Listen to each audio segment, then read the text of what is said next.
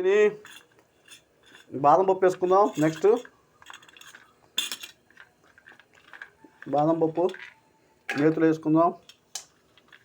పల్లీలు బాదం పప్పు. ఫస్ట్ పల్లీలు వేపుకోవాలి. నెక్స్ట్ బాదం పప్పు లైట్ ఫ్లేమ్లో పెట్టుకొని మాడిపోతాయి, మాడి వాసన వచ్చింది. పల్లీలు బాదం పప్పు అండి. నెక్స్ట్ జీడిపప్పు వేసుకుందాం.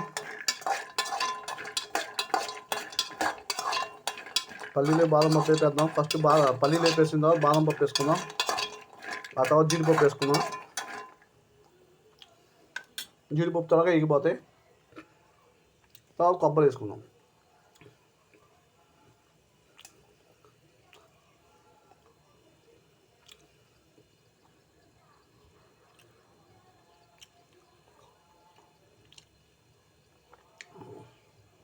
అందరూ లైక్, షేర్, సబ్స్క్రైబ్ చేయడం మర్చిపోమాకండి. My dear friends, have a nice day. Okay, have a nice day.